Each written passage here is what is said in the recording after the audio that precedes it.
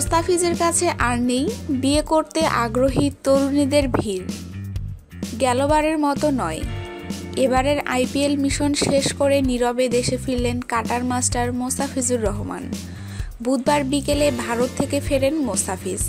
তবে এবার গতবারের মতো ফুলের তাজ নিয়ে অপেক্ষা ছিল না কেউ। গত বছর অসংখ্য তরুণী হাজির হয় মোস্তাফিজকে সরাসরি এক নজরে দেখার জন্য। মাঠে কতজনে বলেছে ম্যারি মি, ম্যারি মি। বাড়িতে চিঠি পড়েছিল অসংখ্য তরুণী ভক্তের।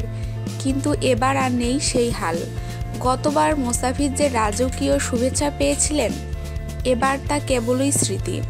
গত মৌসুমে প্রথমবার আইপিএল খেলতে গিয়েই সাড়া জাগিয়েছিলেন মোস্তাফিজ। একের পর এক ম্যাচে দারুণ বোলিংয়ে সানরাইজার্স হায়দ্রাবাদের শিরোপা জয়ে রেখেছিলেন বড় অবদান। নিজে পেয়েছিলেন টুর্নামেন্টের এমার্জিং ক্রিকেটারের স্বীকৃতি।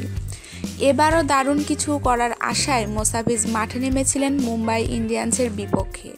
তবে 2.4 ওভারে 34 রান দিয়ে উইকেট শূন্য থাকায় আর কোনো ম্যাচের সুযোগ পায়নি তিনি। এদিকে ত্রিদেশীয় ও চ্যাম্পিয়ন্স লিগে খেলতে শুক্রবারেই দেশ ছাড়ার কথা মুস্তাফিজ ও সাকিবের।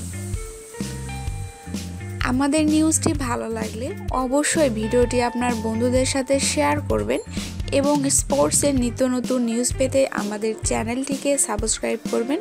ধন্যবাদ সবাইকে।